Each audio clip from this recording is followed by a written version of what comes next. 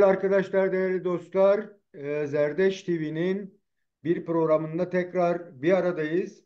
Bildiğiniz gibi son programımızda Koçgiri'den Kobane'ye diye süreç içerisinde mahkemeler ve bu mahkemeler sonucunda Kürtlere karşı takılan tutuma dair birinci programı yapmıştık ve Koçgiri'den Dersim sürecinin sonuna kadar olan kısımda ne olup bittiğini sevgili Serhat Bucak abimizden dinlemiştik. Bugün ikinci bölüm olarak yine Kürtlere karşı Türkiye Cumhuriyeti Devleti'nin mahkemeler ve davalar konusunda sonuçlandırmayı nasıl gerçekleştirdi, neler yaptılar bu süreçte? Onu ele alacağız ikinci bölümde. Bu bölümde dediğim gibi 1940'tan sonra göreli bir soğuma var. Bir başkaldırı durumu yok. Ancak e, öyle bir şey ki Kürdistan'ın hangi bölgesinde ufacık bir şey olsa Türkiye Cumhuriyeti Devleti nem alıyor ve ona göre gardını da almaya çalışıyor. Böyle bir süreç yaşanıyor 60'lı yıllara kadar. Önce o süreci ele alacağız. 49'lar, 23'ler, 55'ler diye tanımlanan. Ondan sonra DDKO ve 80 yılında darbe ile beraber gerçekleşen süreç ve bugünümüze Kobani'ye kadar getirmeye çalışacağız değerli hocamız Serhat Bucak ile. Hocam merhaba, hoş geldin. Nasılsın? Hoş bulduk, sağ olun. Siz nasılsınız? Çok Ne var mı teşekkürler. yok? Sana Sağlığın. da izleyicilere de iyi akşamlar diliyorum. Selamlarımı iletiyorum. Sizde galiba gündüz. Bizde Bizde gece, şu sizde an gündüz. saat 2 öğleden sonra. Öğleden sonra saat 2. Evet. Ha, 2 İyi 2.30. günler diliyorum o zaman He, oradaki arkadaşlara. Evet, teşekkür ederim. nerede kalmıştık? 1950'den Heh, başlayacağız. buyurun. Evet. Şimdi 1950'de Demokrat Parti iktidara geldi. Demokrat Parti'nin iktidara gelmesinde özellikle Kürdistan'da Kürt aydınlarının büyük bir rolü oldu. Yani mesela Diyarbakır'da geçen e, programda da anlatmıştım. Diyarbakır'dan Dicle Talebe Yurdu'nun kurucusu avukat Mustafa Remzi Bucak, efendime söyleyeyim Doktor Yusuf Azizoğlu, Mustafa Ekinci gibi şahsiyetler Demokrat Parti listesinden milletvekili olarak parlamentoya gitmişlerdi. Evet. Bunlardan mesela e, Mustafa Remzi Bucak'ın şeyi var. Bu umumi müfettişlerin yasasının kaldırılmasıyla ilgili verdiği bir kanun teklifi var. Bir sene sonra ele alıyorlar Hı, ve o kanunun gerekçesinde işte söylüyor. Diyor ki bu umumi müfettişler Güney ve Güneydoğu'ya herhangi bir şey getirmedi. Kandan, sürgünden, idamdan, efendime söyleyeyim, ceza evlerinden başka hiçbir şey getirmedi. Dönemde yine Mustafa Muğla'lı olayı ve Karaköprü olayını meclisin gündemine getiriyorlar.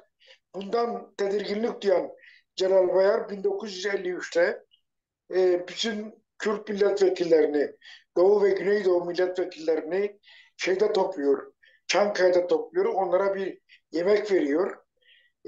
Yemek sırasında e, koridorda yürürken şeyin koltuğuna giriyor, e, koluna giriyor.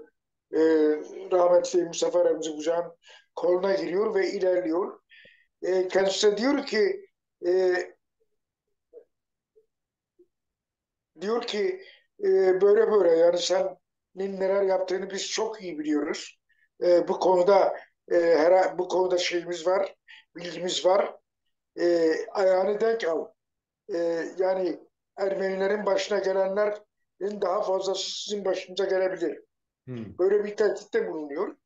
54'ten sonra da Mustafa Remzi Bucak listeden çıkarılıyor. Sadece Yusuf Ekinci ile Yusuf e, Yusuf Azizoğlu'yla Mustafa Ekinci'yi listeye alıyorlar.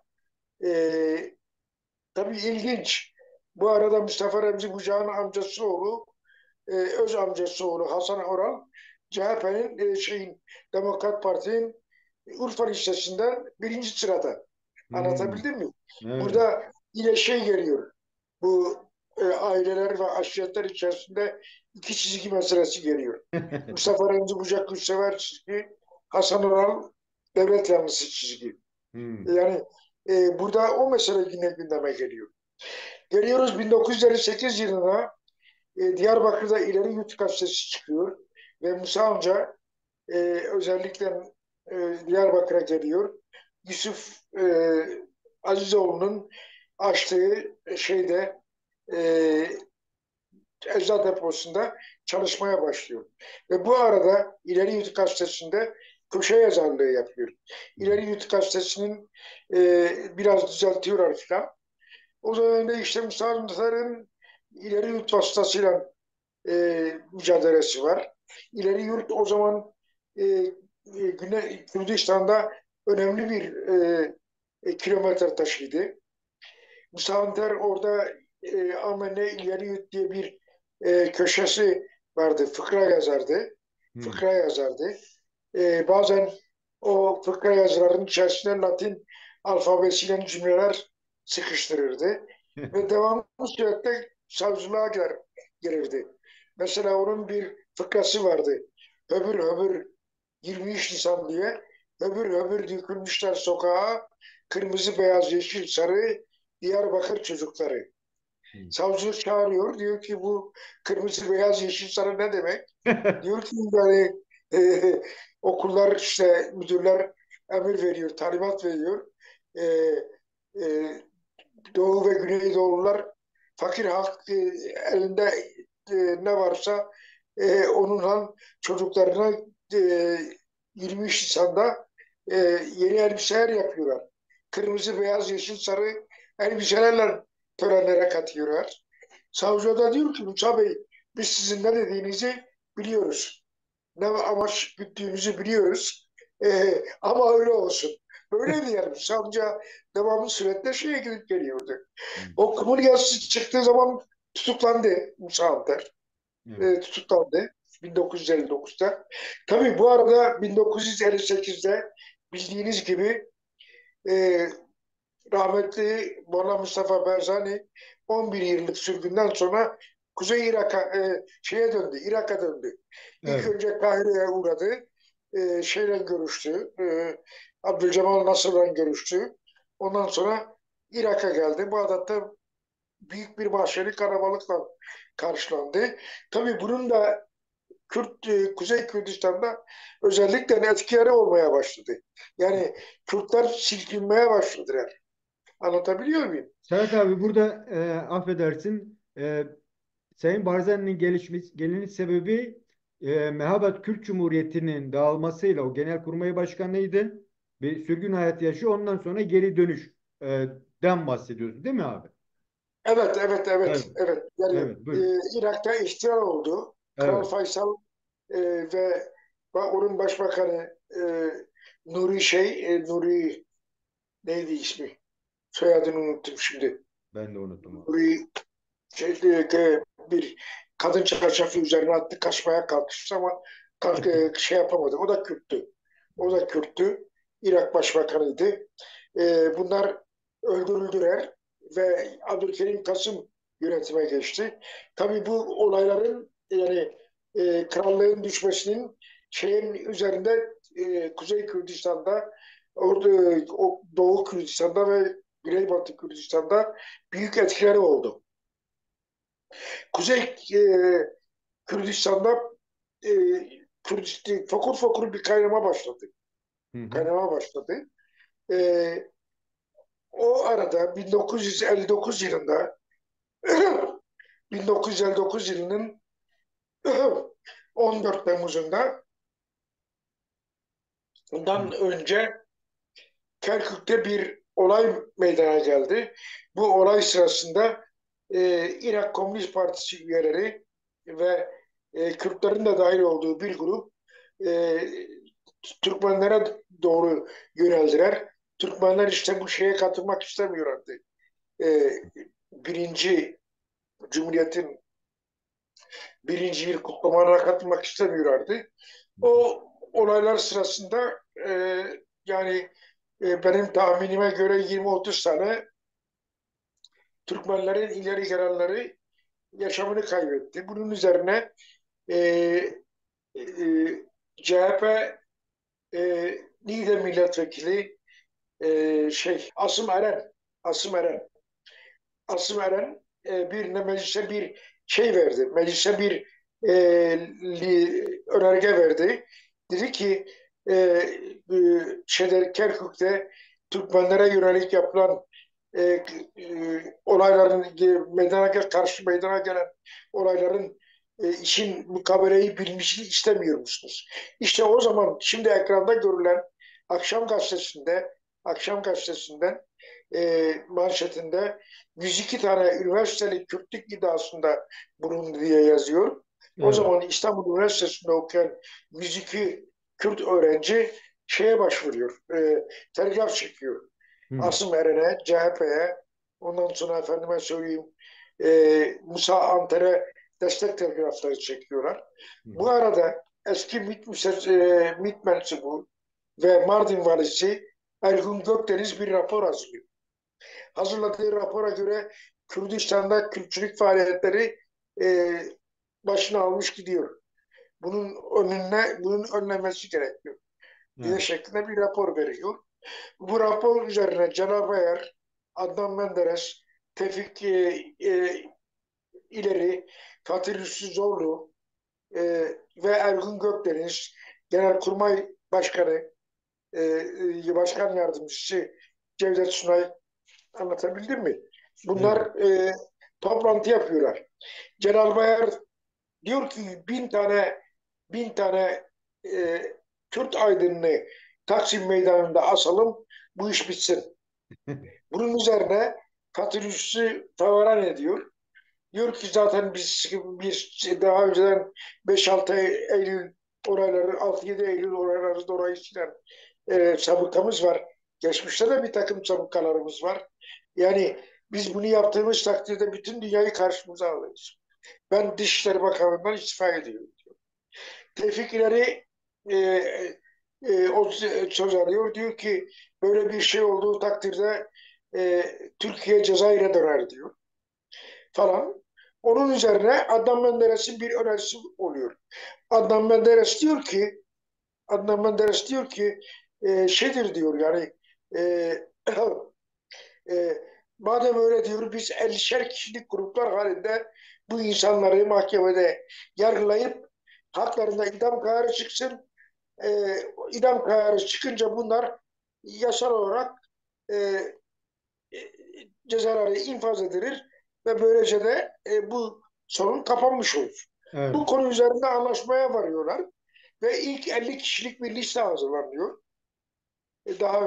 Pardon, ilk 50 kişilik bir tevkif müzakeresi hazırlanıyor.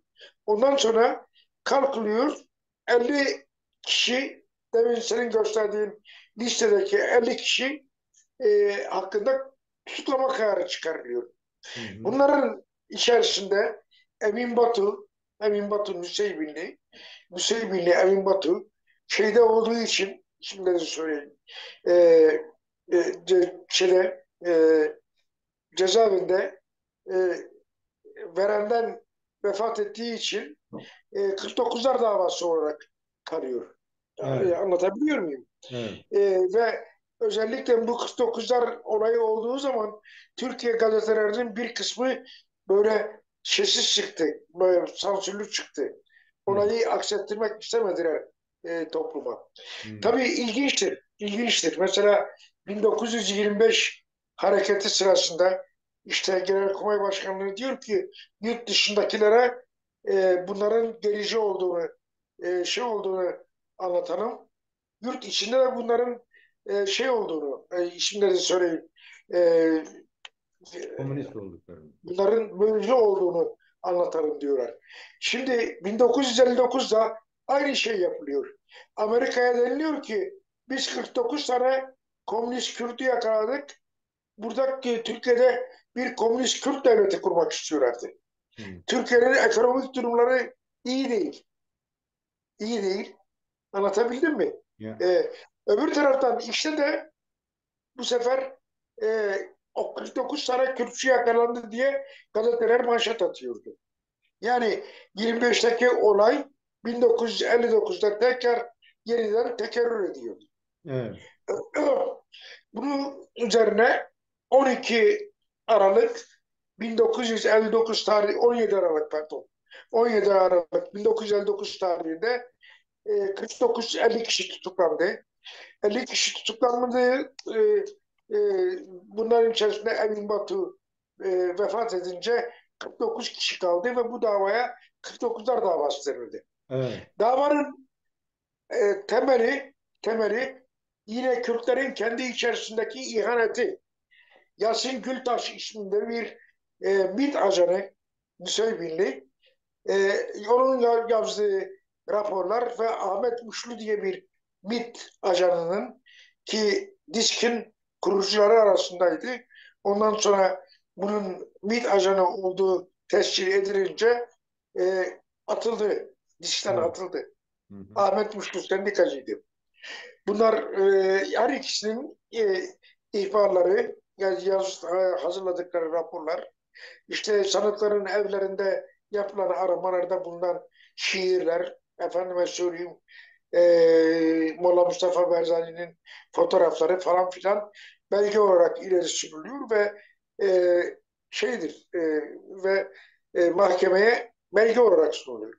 Burada ilginç bir şey daha var. Onu da hemen bahsedeyim. Rahmetli Said Elçi, Türkiye Kürdistan Demokrat Partisi'nin kurucularından Hı hı. ve ilk genel başkanı. E, O zaman Demokrat Parti'yi Bingöl'de kuruyor. Celal Bayar Bingöl'e gidiyor. E, Şeyin konuşması, Berekatli konuşması üzerine soruyor hangi üniversiteyi bitirdiniz diye. Diyor ki annemin mercimek çorbasıyla ancak ilkokulu bitirdim. Buralarda lise mi vardı, üniversite mi vardı diyor. Hı. Anlatabildim mi? Kenan Celal Bayar bunu kim gidiyor? Kim gidiyor ve 49'lar davası olduğu zaman soruyor. Diyor ki o Bingöl'lü parti başkanı da bunların içerisinde var mı? O kindar tabii o kindar Bingöl başkanı da bu 49'ların içerisinde var mı? Diyorlar evet var. O zaman rahmetli Said Elçi Gorbeyiş Diyarbakır şeyde İstanbul'da muhasebecilik yapıyor. Onu da alıyorlar. Zaten 49'lar 4 aya yakın bir zaman hücrelerde kalıyorlar. Ondan sonra bir isyan patlak veriyor. Hücrelerin kapılarını kırıyorlar, dışarı çıkıyorlar. Bu olaylar üzerine kendilerini bunları alıyorlar. İstanbul'da bir Davut Paşa mıydı? E, Balmumcu muydu? Şimdi tam hatırlayamıyorum. İstanbul'da bir cezaevine gönderiyorlar. Şimdi tabii ilginçtir. Önce Harbiye 1960'da konuyorlarmış. Harbiye evet 40 hücreli evet olmuş diye. 1960 27 Mayıs'ta işte darbe oldu. Darbe olduğu zaman darbe olduğu zaman bütün cezaevindeki siyasi tutukluların, gazetecilerin, CHP'lilerin hepsi bırakıldı. Hı hı. Bir tek 49'lar bırakılmadı. Hı. 49'lar bırakılmadı. Bunun üzerine ilaveten Cumhuriyet Gazetesi'nin o dönemde yaptığı haberler temel alınarak 485 kişi Sivas e, Sivas e, e, Kamakyazı Kamakyazı kampında toplatıldı. İşte babamı gösteriyorsunuz. Evet. Babamla Sivas yanlış kampı. değilsem Kinyas Kartal olması lazım. Ha, E, Sivas kampı burası hocam. evet, evet. Yani şimdi hepsi gözaltına alınıyor 485. Babam Gil Eylül ayında gözaltına alınmışlardı. Ondan sonra Sivas'a gönderildiler. Sivas'ta e, yine bir Aralık ayının 27'sinde 55 tane Kürt, 55 Kürt kimlikli vatandaş. Bunların içerisinde sadece Mehmet Yüceler vardı. E, Eski emekli binbaşı. onurculuktan dolayı gönderilmişti. Şeydi yani onun haricinde bunların hepsi Kürt kökenliydi. Anlatabiliyor muyum? E, Sevgili Kemal. Bu Sivas Şimdi kampına aynı zamanda ağalar ve şeyhler var. Sonra da sürgün ediliyor galiba bunlar. tabii Hı. tabii mesela ben onu Kürt Hakim kitabında yazdım. Özellikle Ankara Garı'nda halam, teyzelerim filan onları karşılıyor. Kompartımanlar var. Babam o sırada bir çocuk gazete satıyor.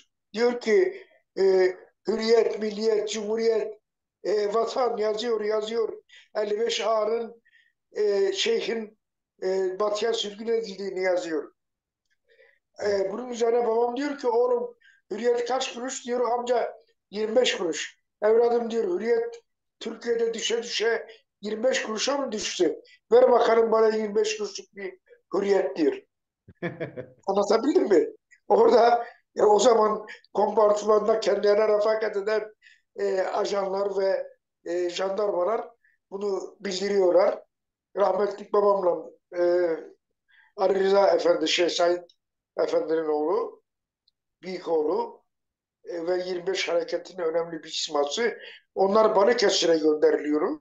Eskişehir'de dağıtılıyorlar. Bir amcam birisi bir kısmı Samsun'a, bir kısmı Yozgat'a, bir kısmı Amasya'ya. Benim bir Bekir amcam vardı. Ateist bir amcaydı. Hı. Çok inançsız birisiydi. Ona da Şeyh Bekir demişlerdi. He. O da Ankara garına tren geldiği zaman koşun koşun gelin 20. yüzyılın şeyhlerini görün diye bağırıyor. Anlatabildim mi? Böyle alem bir şey. Ondan sonra 55'lerle ilgili bütün dosyaların hiçbirisinde en ufak bir belge bulunmadığı için hepsi bırakılıyorlar. Bu Ve 40 Ankara'da toplanıyorlar. he. 2 yıl Ankara'da işte o gidiş geliş görüşmeler, Cemal Gürsel'le görüşme, bilmem neyle görüşme. Ondan sonra İşgal Kanunu 105 sayılı yasa mecliste kalkınca tekrar memleketlerine dönüyorlar. 49'lar davası 1961 yılının Ocak ayında başladı. Ve peyderpey bütün sanıklar sorguları yapıldıktan sonra serbest bırakıldılar. Hı hı. Serbest bırakıldılar. Ve bu dava devam etti. 8 Bu yıl. dava bu dava böyle örgütlü bir dava değildi. Bu Hı. dava işte doktorlar, üniversite öğrencileri, avukatlar, yazarlar, efendime söyleyeyim tüccarlar mesela şey vardı e, e, Şavata vardı. Muhsin Şavat. Muhsin Şavata vardı Malatya'dan. Tüccar bir adamdı. Örfi Akkoyunlu rahmetli 49'lardan e, fabrikatördü yani şey vardı bir şeysi vardı bir müessesesi vardı. Kilit yapıyordu, şey yapıyordu. Hı. Yani böyle karma bir mesela Ferit Kunduraların sahibi e, rahmetli Ferit amcayı almışlardı. Hı hı. Ferit Bilen. Ferit Bilen'i almışlardı 49'lar içerisinde.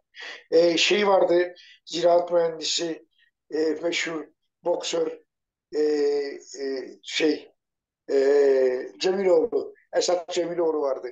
Yaşar Kaya vardı. Vedat Serhat vardı. Yani bir sürü Hı. 49'da da insan vardı. Hı. Bunların hemen hemen çoğunluğu öldü. Benim anımsadığım kadarıyla sadece hayatta kalan Doktor Raci Kutlay'la Ziya Acar kaldı. Şu an değil Onların mi? haricinde, Hı. evet, Hı. onların haricinde hepsi vefat ettiler. Ee, Naci abinin hazırladığı 49'lar dosyası diye bir kitap var. Fırat Yayınları'ndan çıkmıştı. Hı hı. Orada bütün bu olayların gelişimi anlatılıyor. Bu dava 49'lar davası uzun süre şey oldu. Uzun süre devam etti. Ondan sonra ilk başta 17 kişiye bir ceza verdiler. İdam mı? Cezalandırdılar. İdam değil. Ha, İdam ceza. değil. Hı. Normal Evet. ceza. 16 ay, 2 sene, 4 yıl, 4 sene Musa Anter, Medet Serhat, Yaşar Kaya, efendim Fazıl Budak, Fadıl Budak, Doktor Şivan, Sait Kırmızı Toprak, Sait Elçi, Ziya Şerefhanoğlu, ondan sonra Şevket, Binbaşı Şevket, ondan sonra bunların yani 16-17 kişinin Doktor Faik Savaş, bunların hepsine ceza verdiler. Ondan sonra bu cezalar askeri yargıtay tarafından bozuldu. Az görüldü denildi. Tekrar mahkemeye geldi. Bunlar Ankara'da Genelkurmay Mahkemesi'nde yargılanıyorlardı. Askeri mahkeme. Tekrar karar verildi. Temize gitti. Bu sefer eksik soruşturmadan bozuldu, döndü. Nihayetinde 1900 68'de yanlış bitti. değilsem yanlış 8 değilsem aklım 68 e, hafızam beni yanıltmıyorsa 1972 veyahut da 73 yılında dava zaman aşımı dolayısıyla düştü. Anlatabildim mi? Şimdi tabii sanıyorum 8 yıl tabii sürdü. ilginç olan şu sevgili Kemal. Şimdi bu davaların Kürtler aleyhindeki davaların hepsi kamu güvenliği mülahazasıyla batıdaki mahkemelere gönder. Hmm. Mesela 55'ler kendi ülkelerinde yargılanmadılar. Eskişehir'de yargılandılar, Bursa'da yargılandılar, efendime söyleyeyim, Denizli'de yargılandılar, Kütahya'da yargılandılar, Samsun'da yargılandılar. Anlatabildim mi? Ya E, bugün Selahattin'in Edirne'de olduğu gibi. olduğu gibi. Niye? Niye? Kürtlerin bu mahkemeleri takip edip mahkemelerdekinden etkilenip bu yanlışlarını önlemek için. Olay buydu. Anlatabildim mi? Teşekkürler Şimdi hocam. tabii 1955'ler olayını anlattım. Evet. Yani orada işte 49'lar, şey 50'ler. geliyor, Muharrem Evet. Kızıloğlu geliyor. Muharrem Kızıloğlu diyor ki benim babam şarkın celladıydı. Ben de sizin celladınız olacağım diyor. Zaten bir program hazırlanmış. Yani eğer Alparslan Türkeş ve ekibi tasfiye edilmese 12 Kasım'da e, bunların hepsi aynen 33'ler orayı gibi e, İnfaz edilecek. götürülüp kurşuna dizilecek ve kaçtılar. Kaçmaya teşebbüs ettiler işte. Aileleri geldi bunları kurtarmak istedi. Estek köstek hikayesiyle şey yapıyorlar.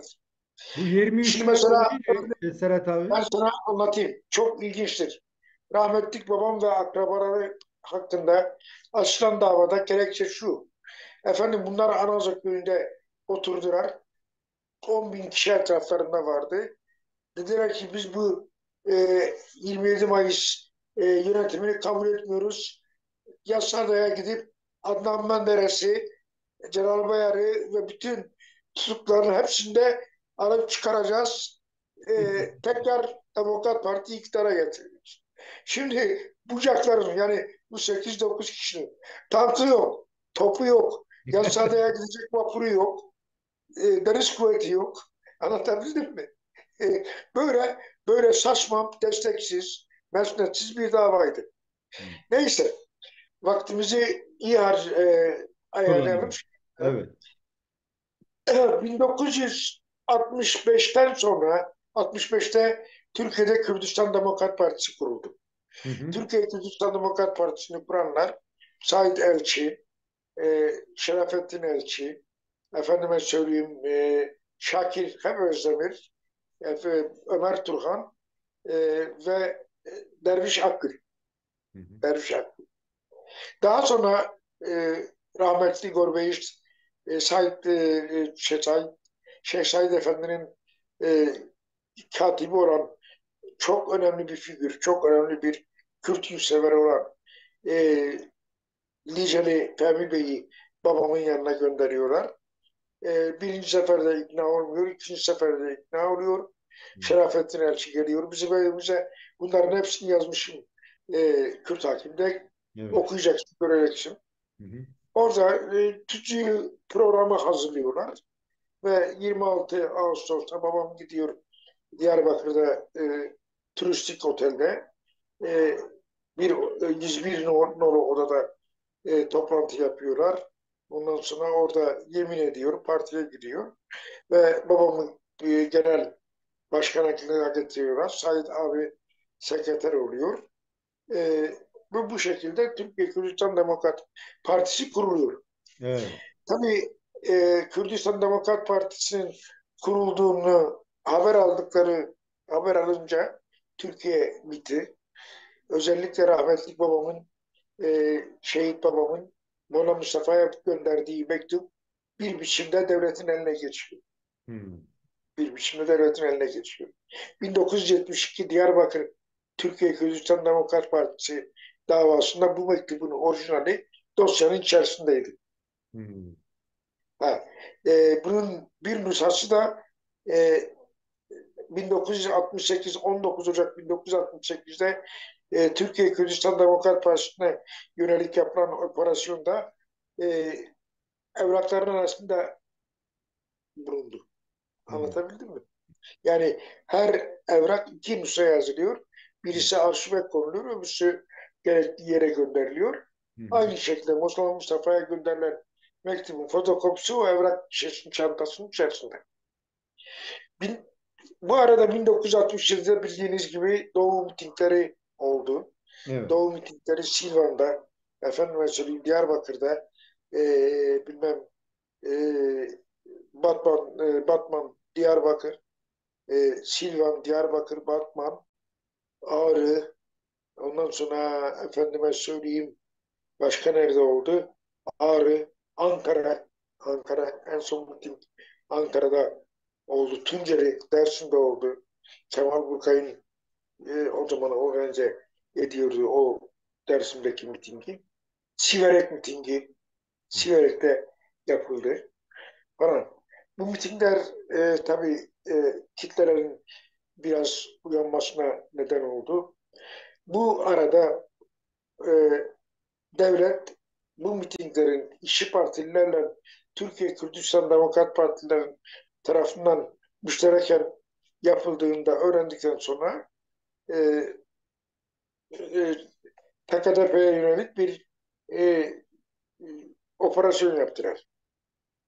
Diyarbakır'da işte Muş Oteli'ni bastılar. Muş Oteli'nde orada bir teneke kutunun içerisinde evraklar bulundu, şeyler bulundu. Onun üzerine işte operasyon başlatıldı ve 15 tane e, hem Türkiye Kürdistan Demokrat Partisi'nin Merkez Yürütme Kurulu üyeleri, Politbüro üyeleri hem de taraftarlarından 16 kişi Diyarbakır'da tutuklandı. Demin anlattığım gibi Evet. davanın kamu güvenliğiyle Antalya'ya gönderdiler. Diyarbakır'da duruşma yapıldığı, mahkeme yapıldığı takdirde halk talebi izleyecek ve bu Türkiye Kürdistan Demokrat Partisi lehine büyük bir propaganda olacaktır. Hmm. O yüzden Antalya'ya gönderdiler. Evet. Meşhur Antalya'daki Türkiye Kürdistan Demokrat Partisi davası.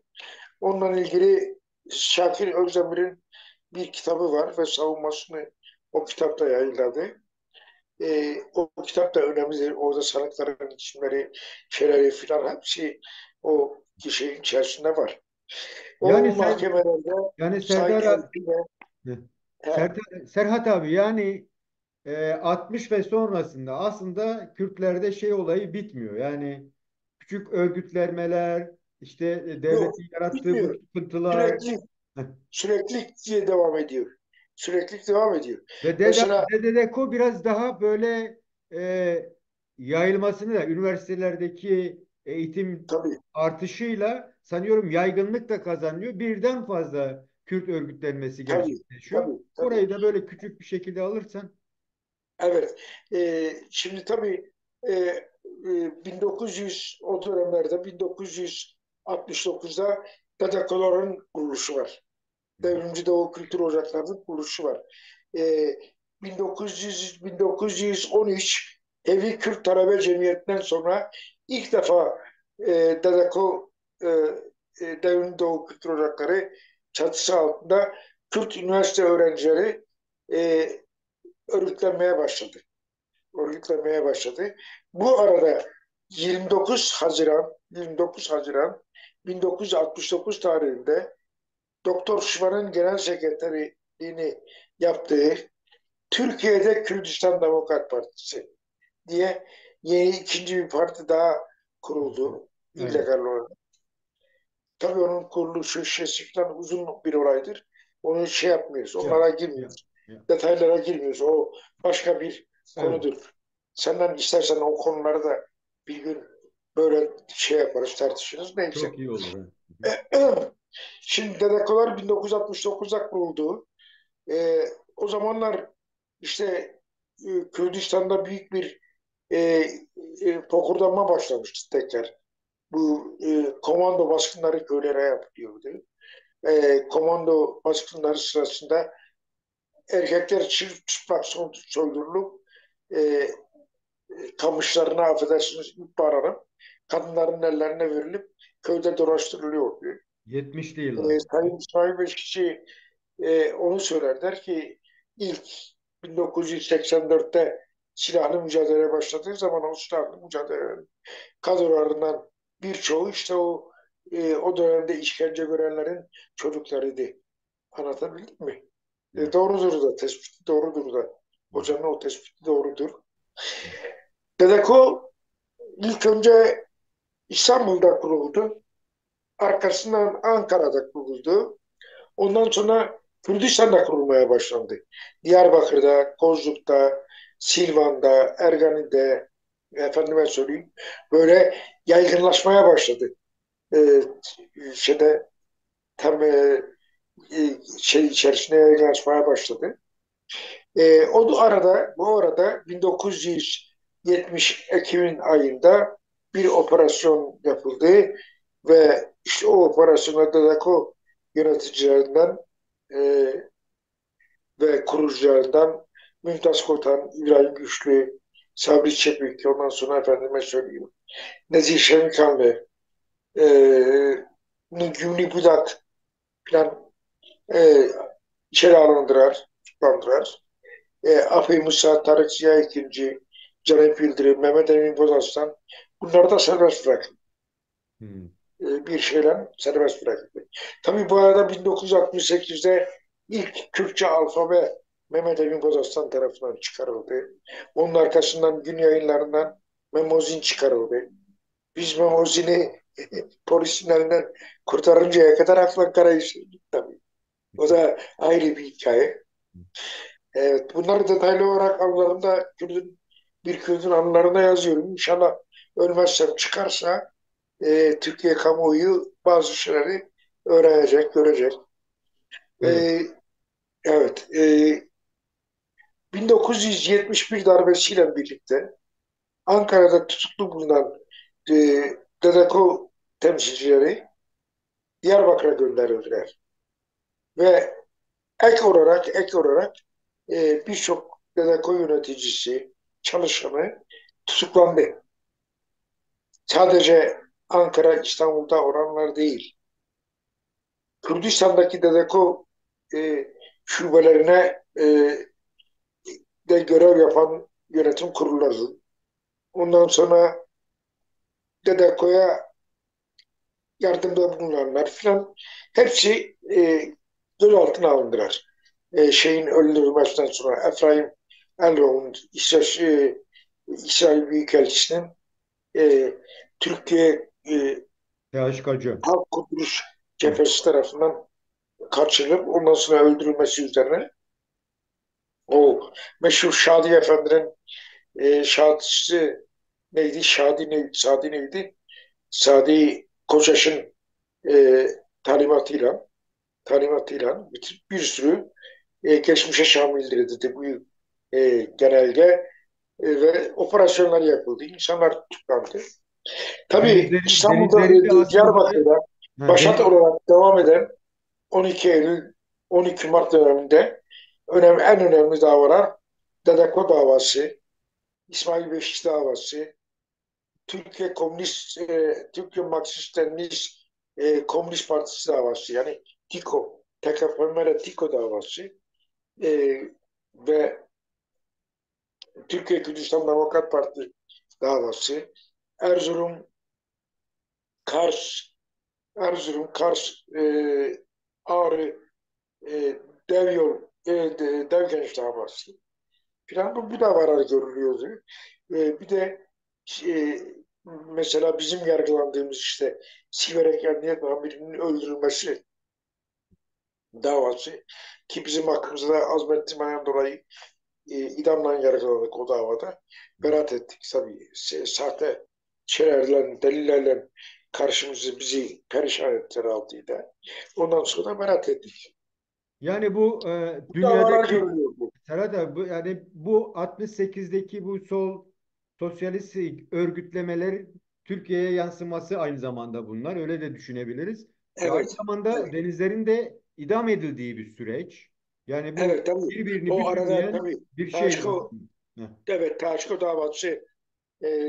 davası açıldı. Denizli ve arkadaşları o davada yargılandılar. Mesela Denizli'nin davası bugün yargılanacak olsalardı hiçbirisi idam cezası almayacaktı. Evet. Yani sırf o günün koşullarında işte yok bir de 3'e 3 diyorlardı. Mecliste hatta Ben de şeyler hatırlıyorum.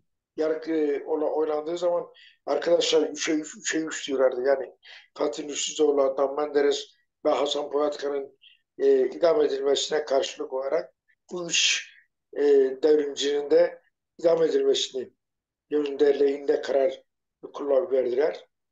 Senato da onayladı ve 6 Mayıs'ta onlar idam edildiler. O yani ayrı bir dava konusu olduğunu söyleyeyim. Ve E, sonuçta mahkemeler süreci. Buyurun. evet. Dedeko davası Dedeko davası Diyarbakır'da açıldı. E, 122 sanık bir davaydı. 122 sanıklı bir davaydı. Bu dava süresi içerisinde Ocak grubu vardı. Ocak grubu işte Mümtaz Kotan, İbrahim Güçlü, efendime söyleyeyim e,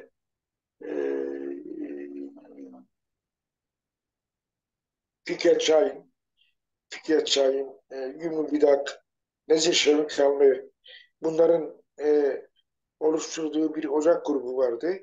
O iddianameye cevap verdiler, cevap verdiler ve ilk defa Türkiye'de Kürt kimliği Dedekodoçi davasında tartışıldı. Hmm. Dedeke davasında tartışıldı. Çok ilginçtir. Hı hı. Çok ilginçtir. Ve onun hakimi de çok ilginçti. Duruşma hakimi. Hamdi Sevinç. Meşhur Yarbay Hamdi Sevinç. Ben tabii hazır değildim ama Musa amcanın bir anekdotunu da o dosyada ilan olarak Hı hı. anlatayım. Hı hı. Bir gün Hamdi Sevinç mahkemeye giriyor, salona giriyor. Sanatların hepsi kalkıyor. Afi Musa böyle başını e, eğmiş yatıyor. Yatma pozisyonunda. Hamdi Sevinç diyor kızım yaz. E, Celse açıldı. Sanatlar kelepçesiz olarak salona alındı. Duruşma heyeti geldi. Musa Alter uyuyor. Ondan sonra diyor Musa Bey kalkın lütfen. Niye yatıyorsunuz? Musa amca mahsus gözlü böyle ovuyor, yapıyor diyor. Beyefendi diyor, şeyde uyuyorum ki rüyamda bir adil mahkeme göreyim de beni tahliye etsin. Benim hakkımda herhangi bir delil yok. Siz almışsınız beni bu yaşta buraya getirmişsiniz. Yani ayıp olmuyor mu diyor. Falan filan. Musa amca böyle entelektüel, espritüel bir insandı. Mahkemeyle dalga geçerdi. Savcıyla dalga geçerdi falan filan. E, Dedeko davası, Dedeko davası aslında işte delil olarak şeye dayanıyordu. Sanatla mesela çok ilginçtir. Çok ilginçtir. E, bir Silvanlı sanık vardı. 3 yıl ceza aldı. Adam okuma yazma bilmiyor. Dedeko'nun bu şeyden dolayı bu komando baskınlarından dolayı hazırladığı bir pankart var. O pankartın karşısında durmuş ona bakıyor. Bir polis de bunu not ediyor. Diyor bakıyordu. Şimdi adam okuma yazma bilmiyor bir. İkincisi Türkçe bilmiyor iki. Ama Teleko'nun efendim pankartına baktığı için Teleko'ya sempati duyduğundan dolayı 3 yıl ceza aldı. Çok ilginç. Tabii Teleko davasında çok ağır zarar verdi. Hamdi Sevinç özellikle o davadan şey yapıyordu. Mesela o davayla ilgili ilintili olarak Niyazi Usta vardı. Niyazi Tatlıcı. O şeyin Mehdi Canan'ın da ustasıydı. Hmm. Çok entelektüel bir adamdı. Sosyalisti, hatta komünisti yani şey değildi. Ve e, mesela örneğin Varitat'ı 50 sene evvel okumuştu. Bilmem şey, böyle şey bir insandı. Çok bilge bir insandı. Böyle bilge bir halk adamıydı. Mahkemede hakim kendisine soruyor. Diyor ki siz bölücülük yapmışsınız diyor. Diyor ki hakim bey Türkiye hıyar mıdır biz Türkiye'yi bölelim yani. Türkiye'yi nasıl böleceğiz? O da çok hazır cevap bir adamdı. Yani, anlatabildim mi? Allah rahmet eylesin. Nur içine yatsın. Niyazi Usta en sonunda bağırsak kanserinden vefat etti. Çok uzun seneler oldu tabii. 50 seneden fazladır vefatı. Yani 50 sene var tabii. Edip abi vardı. Edip Karahan. Hmm. Eminönü e, ilçe yönetim kurulu başkanı ve Dicle Fırat gazetesinin e, sahibi ve yazarı. O Dedeko davasından yargılandı. Canip Yıldırım yargılandı. Tarihçi ikinci yargılandı. Ondan sonra bu avukat e, Yusuf Yusuf Ekinci, Yusuf Ziya ikinci değil mi? evet, avukat Yusuf Ekinci o zaman yargılandı. Eski hep Genel Başkanı Feridun Yazar yargılandı. E, Yani epey insan yargılandı o davada. Hmm. E, tabii ki e, 2 kişiye 16 yıl ceza verdiler. Geri kalanlarına 12-13 kişiye 13 sene verdiler. 13 sene verdiler. Ondan sonra bir kısım sanıklara 10 sene verdiler. Böyle işlerinde beraat edenler de vardı. Çok az bir sayıda beraat vardı. Bu mahkemelerde ilk defa dediğim gibi Kürt sorunu tartışıldı Evet. sanıklar tarafından. Evet. Mesela işte o Ocak grubu bir e, şey hazırlamıştı, bir e, Savunma mı? ön, ön, ön sorgu hazırlamıştı. O Avrupa'da dinle, dinle ey faşist savcı, Türkiye'de Kürt vardır diyordu. Şimdi o iddianamaya diyordu ki Kürtler yoktur diyordu. Hmm. Kürtlerin diyordu konuştuğu dilleri diyordu toplasanız en fazla 125-150 şeydir, Hmm. kelimedir. Onun da büyük bir kısmı Alman, Arapçadan alınmış, Farsçadan alınmış falan filan. Musa amca ona da karşı çıktı ve kalkıp dedi, yahu dedi insaf edin dedi. Savcı Bey insaf etsin dedi. Tavuklar ve horozların konuştuğu dil dahi 500 kelimeden fazladır. Siz bizi niye böyle hakir görüyorsunuz? Bizim dilimiz çok zengin bir dildir. Zamanı geldiğinde göreceksiniz. Anlatabildim mi? Böyle bir durum vardı. Yani 12 Eylül 12 Mart muhtırası döneminde de böyle yargılamalar vardı. Kaypakkaya ile ilgili de bir şeyler söylersen. Çünkü araya konuşma girdi tam anlaşılmadı ne dediğin. Heh. Yani işte o zaman 1900 şey dönemiydi. 12 Mart dönemiydi. Sivere'ye bir müteahhit Ali diye birisi gelmişti. Bu bağlarda yatıyordu. Bu eski e,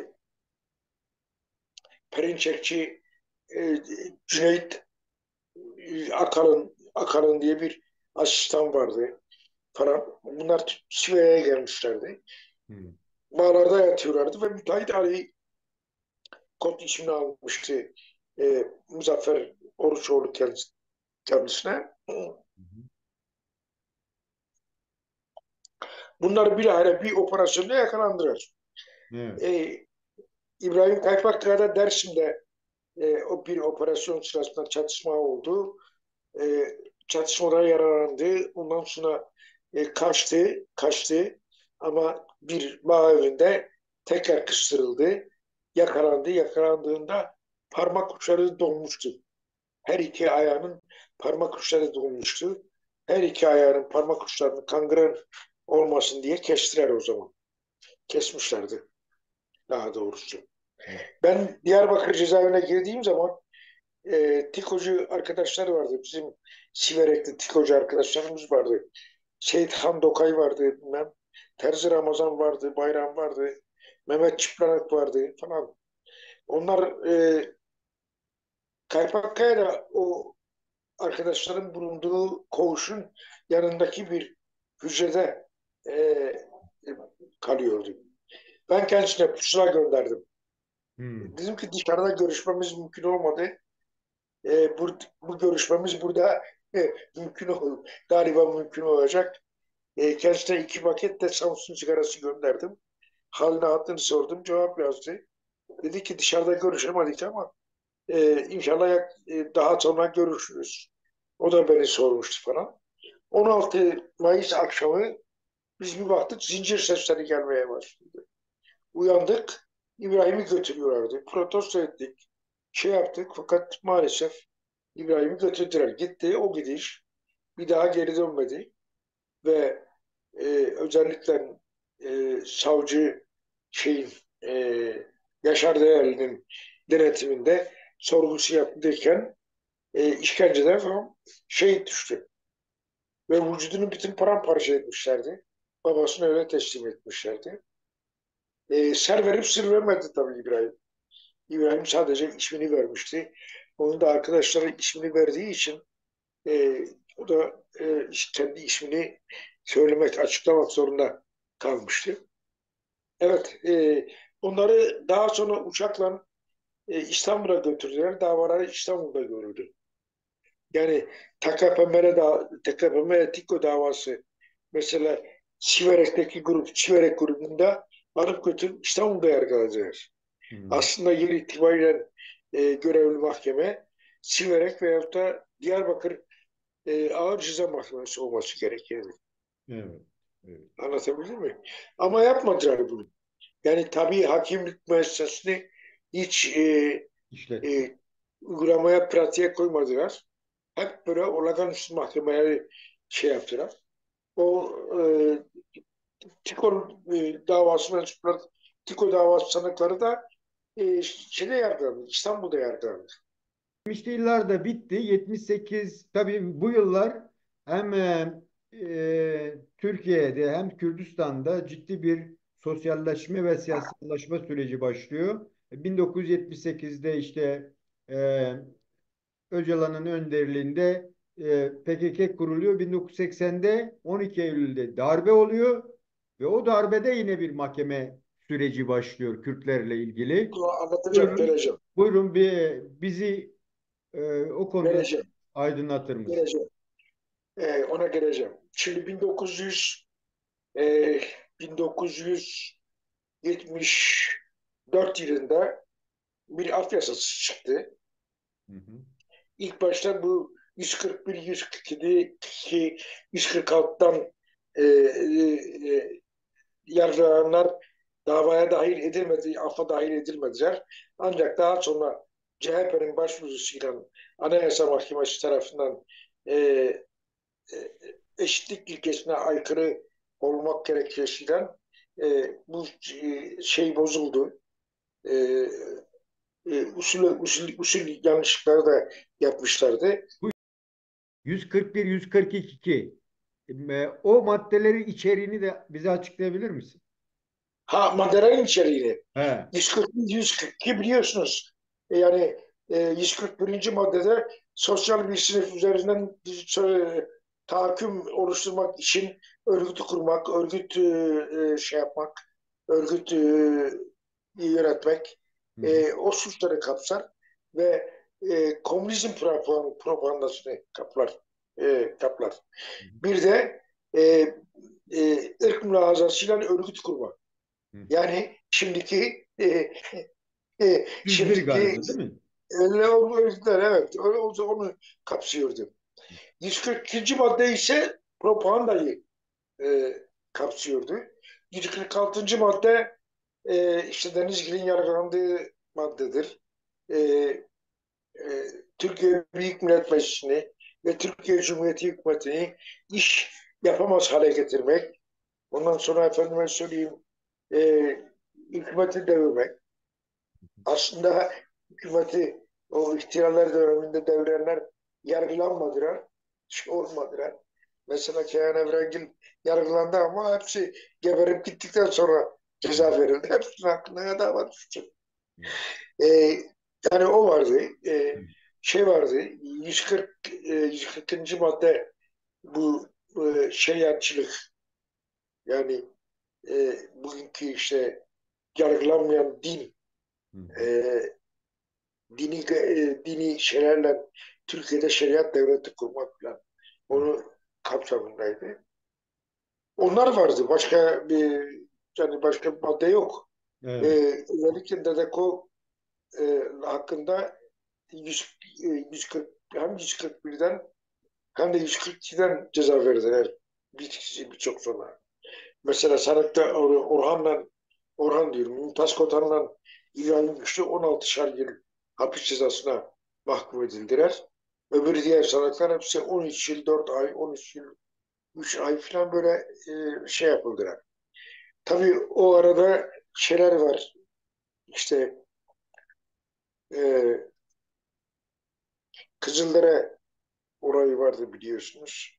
31 Mart'ta Kızıldere'de e, Mahir Çağan ve arkadaşlarının etrafı çevrildi. İşlerinden bir tek Ertuğrul Kürkçü kurtuldu. Hatta babası tabut yapıp getirmişti. Ama onun yerine canlı olarak Ertuğrul Kürkçü'ye geçti. Her ne hikmetse bilemiyorum. Cezaevinde uzun müddet yattı biliyorsunuz. Hı Ondan hı. sonra bırakıldı, o da tahliye edildi. Falan. Bir dakika.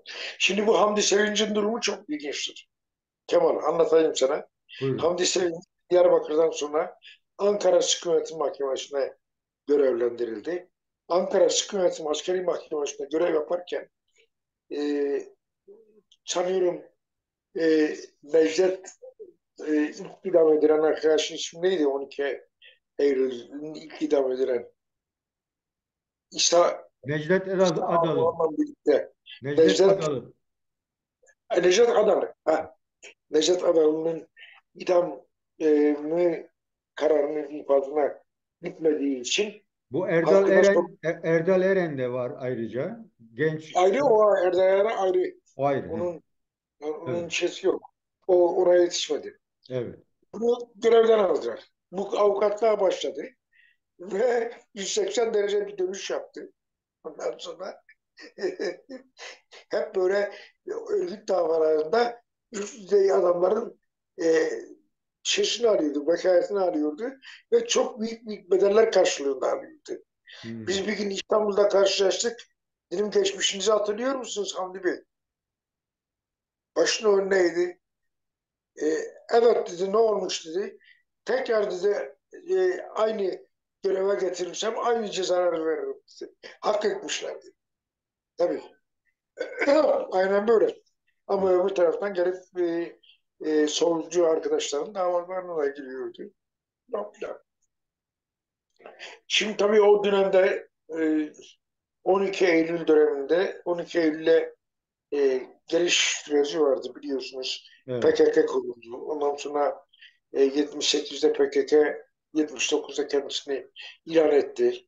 Ondan sonra Siverek olayları, Hilmen olayları, ondan sonra Dev eylemleri, Dev eylemleri, e, eski Başbakan Nihat Erim'in de aralarında olduğu bir sürü eski emekli kuvvet komutanı falan o zaman yaşamlarını yitirdiler suikastlerde. 12 Eylül sabahı Türkiye'de devrim yapıldı. Türkiye'de junta yönetime el koydu. Yönetime el koydu. Tabii burada yani hmm, ben o zaman İstanbul'da avukatlık yapıyordum. İstanbul'daki davalara giriyordum. Diyarbakır'da izliyordum. Mesela Diyarbakır'da sanıkların savunmalarını hazırlamaları için kağıt, kalem, gerekli evrak, kitap falan verilmiyordu. Ama İstanbul'daki uygulama değişikti. Hmm. İstanbul'da da baskı vardı. Özellikle şeyde Metris cezaevinde Hı hı. şey vardı. E, ama yani şey yoktu. Böyle herkes savunmasını yapıyordu. Avukatlar çok rahat savunma yapıyorlardı. Şimdiki gibi avukatlar sus pus yerlerinde sandalyede oturmuyorlardı. Anlatabildim mi? Yani bir sürü avukatların avantajları vardı. Avukatların avantajları vardı. Avukatlar şimdiki gibi korkak da değillerdi. Yani mahkemelerde şey de değillerdi. E, ben o zaman İsmail Beşiktaş'ın davasına girdim Gölcük'te. 13 yıl 10 ay ceza verdiler kendisine. Hazırladığı 370 sayfalık savunmayı da okumadan ceza verdiler. Dışarı çıktık. İsmail Beşikçi dedi ki Serhat dedi, çok ilginç değil mi dedi. Savunmamı hiç okumadı yani. Bir, ikinci olarak da dedi herkese söyle İsmail Beşikçi taviz vermedi. Gerçekten de taviz vermedi bak. E,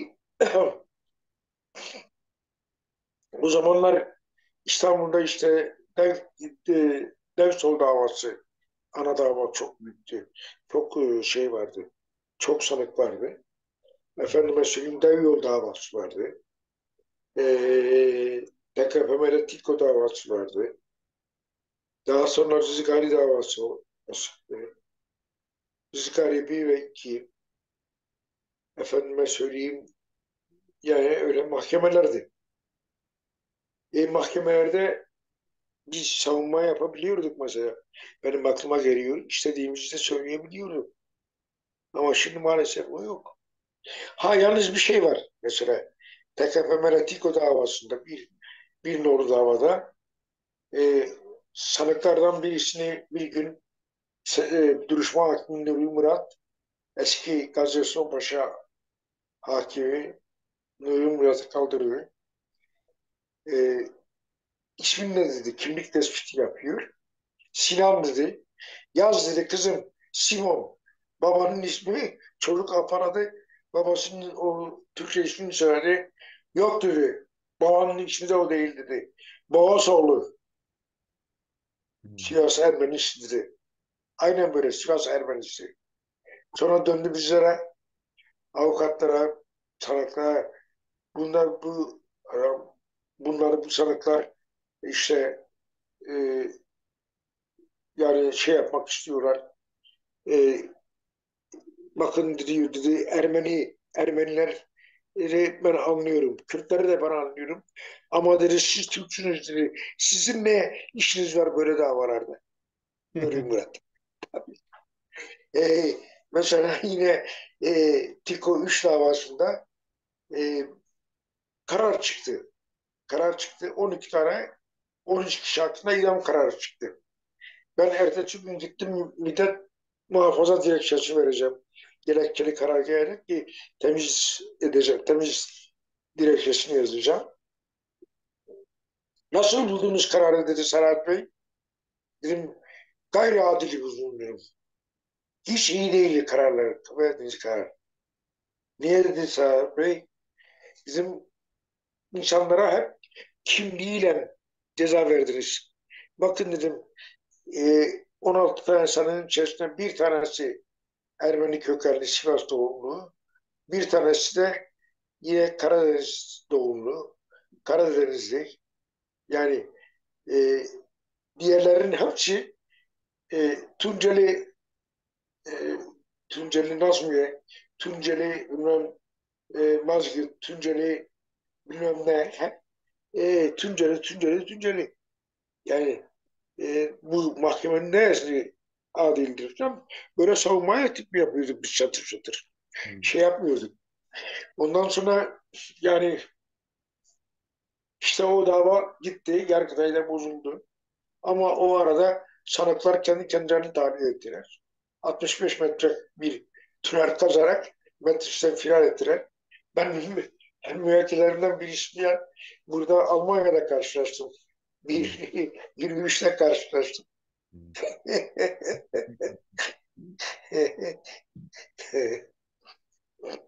Yani böylece bunlar hepsi sonradan atanmış hakimlerdi. Hmm. Yani tabii mahkemeler değil, tabii hakimler değildi. Hmm. Bunlar olağanüstü mahkemelerdi ve olağanüstü şeylerdi. Ankara'da çok büyük zulüm vardı. Ankara, Mamak'ta. Yani sanıklar avukatlarla görüşürken dahi hazır ol vaziyetinde duruyorlardı. Diyarbakır'da da aynısı. Diyarbakır'da biliyorsunuz Anderay'la Türkçe dilinden başka dille konuşmuyorlardı. Türkçe konuş, çok konuş. Evet, birçok anne geliyordu, oğluyla karşı karşıya yüz yüze bakıyorlardı birbirlerine. Annelerin gözlerine yaş akıyordu, çocukların gözüne yaş akıyordu. Gidiyorlardı koğuşlarına, evlerine gidiyorlardı. Hatta Harold Pinter Dağ Dili diye bir tiyatro yazdı bundan ilgili olarak. Anlatabildim mi? Ya, Böyle gayri adil, gayri antidemokratik yasalar oldu. Ama bugünküne göre bugüne rahmet bugünkü tutum geçmişe rahmet okutuyor. ya, Anlatabildim mi? ya. Yani şey olayı yok. Şey olayı yok. Ondan sonra sıkı yönetim kalkınca DGM'ler kuruldu. DGM'lere dosya intikal etti, gönderildi. DGM'lerde de böyle şeyler yoktu. Yani DGM'lerde mesela e, efendime söyleyeyim bugün olduğu gibi sanık avukatına belge verilmemezlik yapılamıyordu. Sanık avukatı gidip dosyayı çatır çatır alıyordu, şeyini yapıyordu, fotokopisini çıkarıyordu. Anlatabiliyor muyum? Yani şey yoktu. O zaman da antidemokratik yasalar vardı ama bugünkü gibi değildi. Bugünkü gibi değildi. Bugünkü gibi felaket değildi. Yani şunu söyleyebilir miyiz? Cumhuriyetin kuruluşuyla beraber aslında ellerine geldikçe hukuki çerçeve bazında yapmaya çalıştılar. Birçok Evet, şeyi, ama tabii evet, bunun içinde Zilan, işte 25 Dersim, o katliam süreci de var, ama 60'lı 50'den sonra daha bir böyle hukuk çerçevesinde ama daha büyük cezalarla evet. cezalandırılmak istendi. Aynı, Ve aynı. 1980 12 Eylül darbesiyle beraber de özellikle Kürtler açısından baktığımızda hem DDK'dan arta kalan davalar hem de PKK'nin zindan direnişleri diye tanımladığı süreç ve yine Evet, büyük cezalar aslında. E, e, Ona da kısa bir değinirsen hocam, o Diyarbakır mahkemeleriyle de bir duruma bakalım. Ondan sonra. mesela Hı. Diyarbakır mahkemelerinde benim avukat arkadaşlardan ve çıkan kitaplardan yani mesela Diyarbakır cezaeviyle ilgili çıkan kitaplar var sanıkların yazdığı. Onlardan edindiğim intiba Diyarbakır'daki uygulama diğer yerlerdeki uygulamanın çok çok ayrı. Çok çok ayrı. Yani bir yerde Diyarbakır'da sömürge hukuku uygulanıyor şimdiki gibi. Yani hukukun e, hesi yok. Hı hı. Kalem kağıt verilmiyor. Efendime söyleyeyim e, aylarca kendi Anne ve babalarıyla görüşemiyorlar. Avukat görüşü 5 dakikalık. 5 dakikaya sığıyor. 5 dakikada ne yapacak avukat? Ne konuşacak? Ne anlatacak? Anlatabildim mi? Yani İstanbul'daki, özellikle İstanbul'daki, efendime söyleyeyim, Nevşehir'deki davalarda çok büyük haksızlıklar yapıldı. Hmm. Anlatabiliyor muyum? Ya, Ha şimdi sadece mahkemelerde değil, yasalarda da aynı e, eşitlik sağlanmadı. Mesela Turgut Özal'ın işte m, terörle mücadele yasasına ek olarak eklediği bir maddeye göre bir maddeye göre e, müebbet hapis cezası alanlar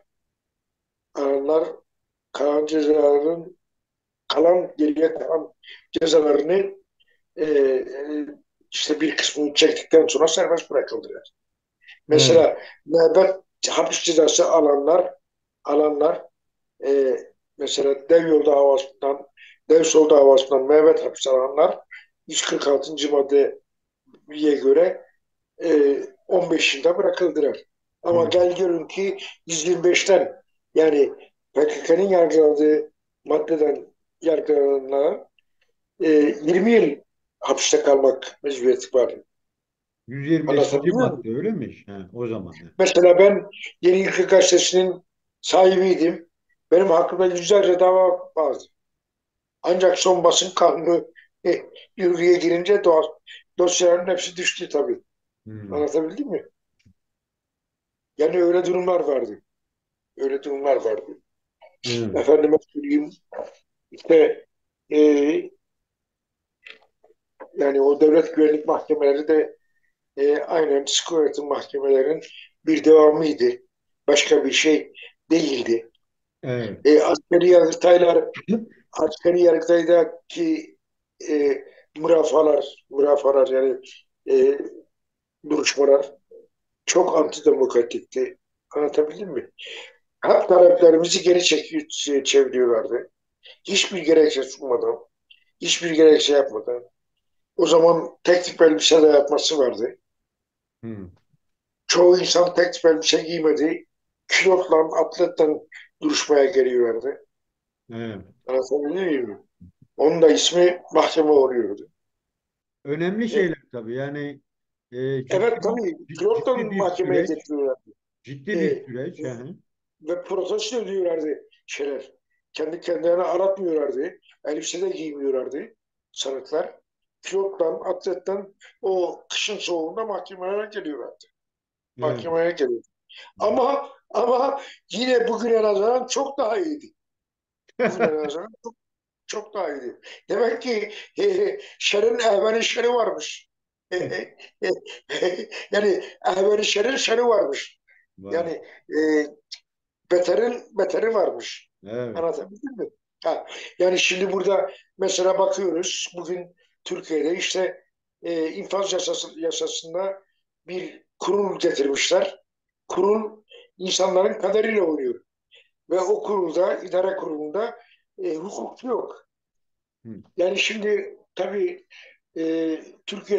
Türkiye'de e, aslında bugün söyledi, Bakırhan söyledi. Yani yeni yapılacak anayasada bir hüküm konulsa e, Kürdistan sömürgedir, sömürge hukuku uygulanır, şey yapılsa çok daha güzel olur.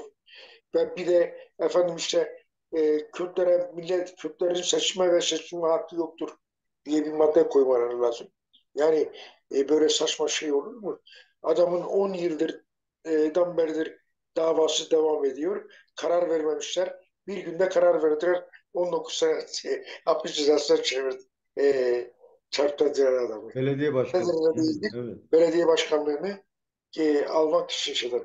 Yani böyle saçma şeyler oluyor. Böyle antidemokratik hukuku İşte biz ben, bugün onu çerçevesini çizmeye çalışıyoruz ki Koçgiri'den günümüze hiç zihniyet değişmiyor.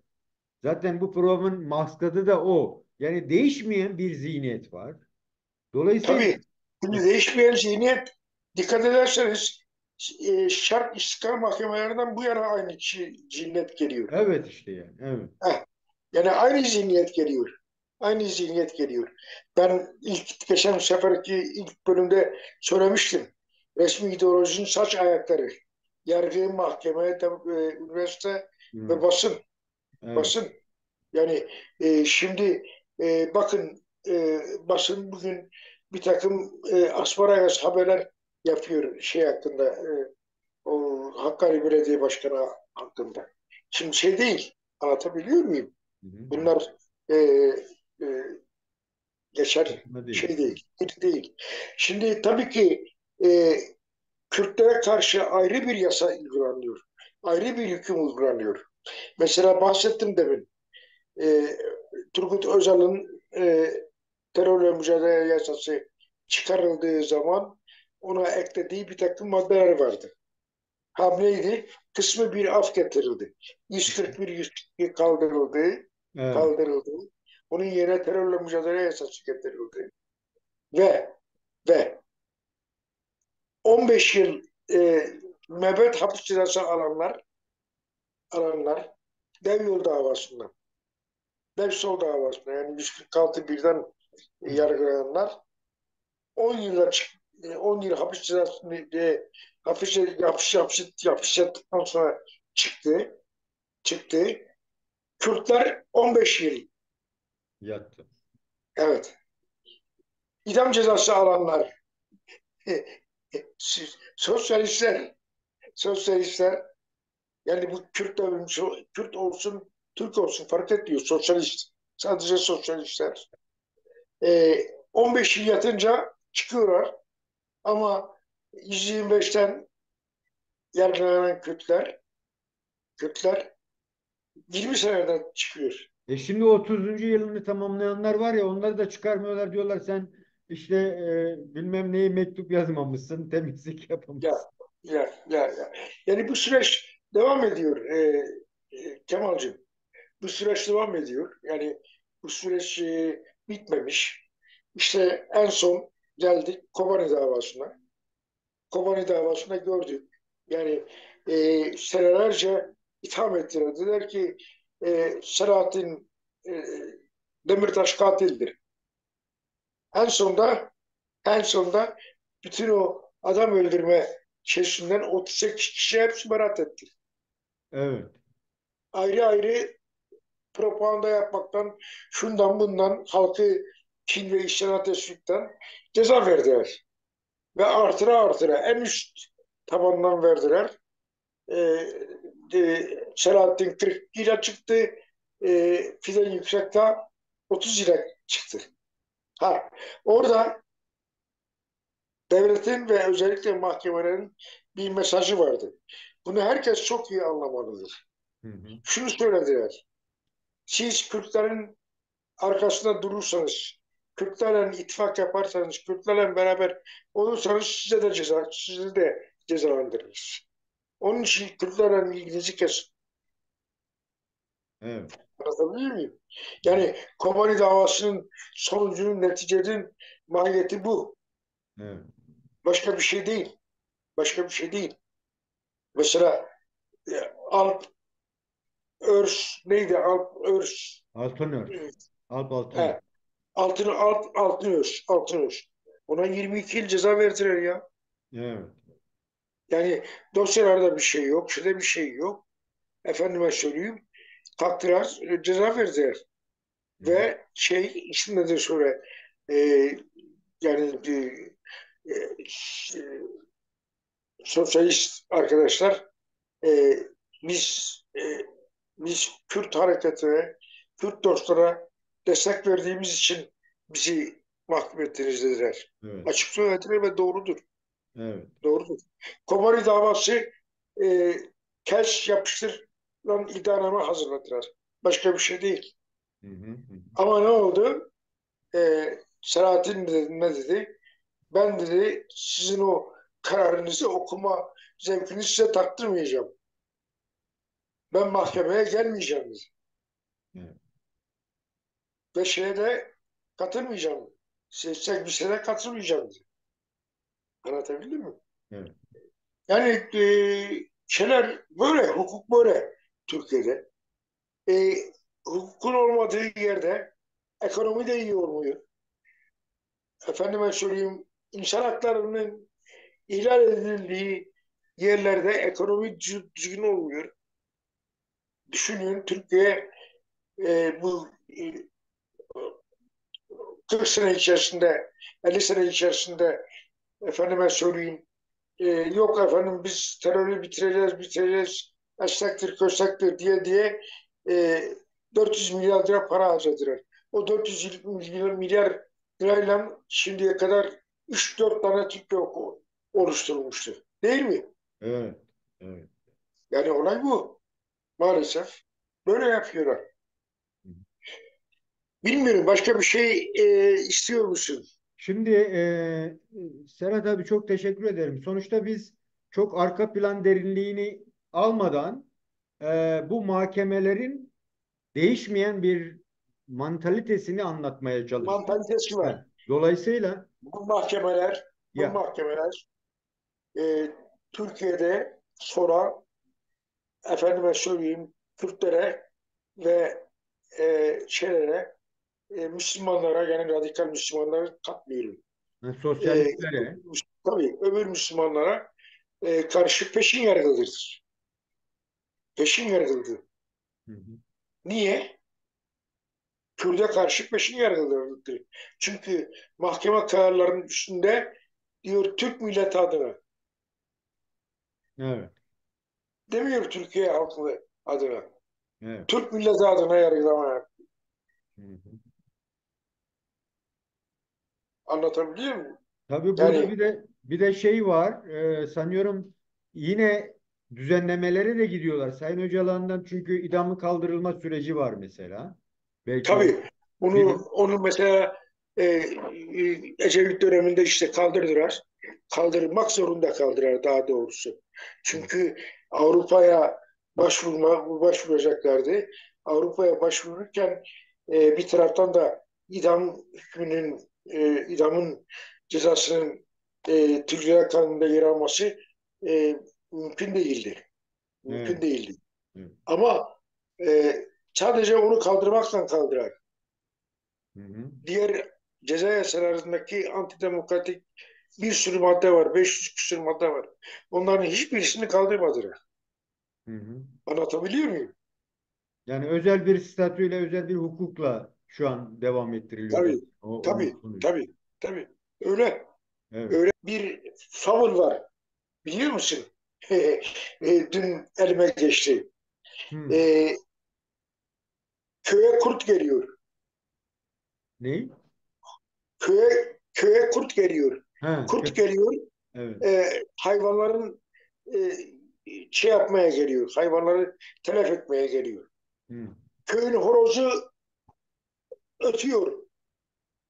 İnsanları uyandırıyor. Şeyi uyandırıyor. E, Bağırıyor işte, ötüyor. Saygı Ötünce duyuyorum. köpek uyanıyor. Hı. Köpek uyanınca kurdu görüyor. Köpekler başlıyor çok şiddetli bir şekilde havlamaya. Hı. Ondan sonra havlu, e, çoban uyanıyor. Çoban uyanıyor. Köylülere bağırıyor. Havar havar yetişin. Kurt geliyor. Kurt sürüsü geliyor. Köylüler geliyorlar. E, Kurtları püskürtüyorlar. Evet. Ondan sonra ne yapıyorlar? Kalkıyorlar. Efendime söyleyeyim, e, çobanı e, uyandıran, çoban değil de köpeği ve e, köpekle beraber işte çobanı uyandıran, Horoza. köyü toptan uyandıran horozu kesip e, şeye ikram ediyorlar. Çobana. Çobana, çobana ikram ediyorlar. Şimdi horoz eğer ötmeseydi, köpeği uyandırmasaydı, o çobanı uyandırmasaydı, kurtlar gelip yemeyecekler mi? Şimdi bizim çektiğimiz bundandır. Evet. Hayat böyle bir şey. Sevgili Kemal. Yani e, uyandıran herkesi e, Bir şekilde götürüyorlar. suçluyorlar. Evet. Götürüyorlar maalesef. Peki Ha işte o son kurban da Selahattin'dir. evet. Selahattin'dir, Figen'dir, öbür arkadaşlardır, tahliye olanlardır. Hı hı. Yani bakın Gülten Kışanay'ı 7-8 ay fazla yatırdılar. Ama Hüdaparları yani Hizbi Kontra ekibini 10 yıl cezaevinde yatmış diye bütün katillerin hepsini bıraktılar. Hı hı. Yani Türkiye'de adalet bu maalesef. Peki Serhat Hocam, çok teşekkür ederim gerçekten. Değerli arkadaşlar, Estağfurullah. Estağfurullah. Koçgiri'den Kobani'ye daha çok devletin denetiminde ve devleti aslında simgeleyen, onun yaşamsal temel saç ayaklarından biri olan hukukun Kürtlere karşı, sosyalistlere karşı, daha doğrusu devletin en ufak bir yanlışını dillendirmeye çalışanlara karşı tutumunu biz daha çok Kürtler boyutunu ele almaya çalışarak kendi olayların kendi arka planlarını çok farklı ilgilemeden o mahkeme süreçlerini ve mahkemelerdeki lider konumundaki işte bu çalışmaya kendini adamış insanların mahkemelere düştükten sonraki hal pür melalini anlatmaya çalıştık. Bu tabii çok eksik bir anlatım. E, Amacımız bunu çok daha geliştirerek farklı alanları da birlikte alarak çalışmayı yapabilmek. Bu konuda gerçekten de hafızasına da güvendiğimiz sevgili Sertat Bıçak'la Kobani sürecine kadar bunu getirdik.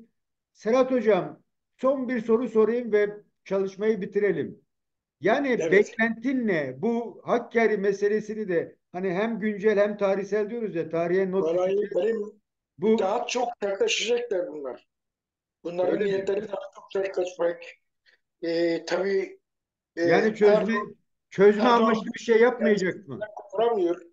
Erdoğan bir türlü kendisini Bahçeli'nin gölgesinden kurtaramıyor. Yani Erdoğan Bahçeli'yi boşayamıyor. Erdoğan Evet. bu Bahçeli'yi boşasa belki biraz yola gelecek, biraz şeye gelecek. Ama yok öyle bir şey yok. Bu ufukta öyle bir şey gözükmüyor. Yani yumuşama dediler, yumuşama dediler, yumuşama olmadı. Bakın Selahattin arkadaş da 31 Mart'tan sonra çok şey değişecekti. Ee, ama değişmedi yani. 31 Mart sabahı bakarım Türkiye'de ne olacaktı. Demek ki olumluyu biz yorduk. Olumsuz söyledi belki de bilmiyoruz. Ya olumsuz da veyahut da olumlu olumsuz gördü. Bilemiyorum. Ya 31 Mart'tan sonra çok şey değişecek dedi. evet. Ve herkeste bir yumuşama havası başladı. Dediler ki işte yumuşama başlıyor. İşte Erdoğan e, Özgür Özel'i Özgür Özel'e randevu verdi. Özgür Özel gitti Erdoğan'ı ve AKP'yi ziyaret etti. Efendime söyleyeyim. HDP'leri Kılıçdaroğlu Edirne'ye gittiler, gitti. ziyaret ettiler. Ha, bunları hemen sevindirik olduk. Efendim yok yeni bir süreç başlayacak. Ya yeni süreç başlamıyor. Keşke başlasa. Başlamıyor. Hayal kurmanın gereği yok. Yani. Hayal kurmanın gereği yok. E, sevgili Kemal, yani hayalci olmamak lazım. Hayalci olmamak lazım. Ha bir de dezavantajımız var.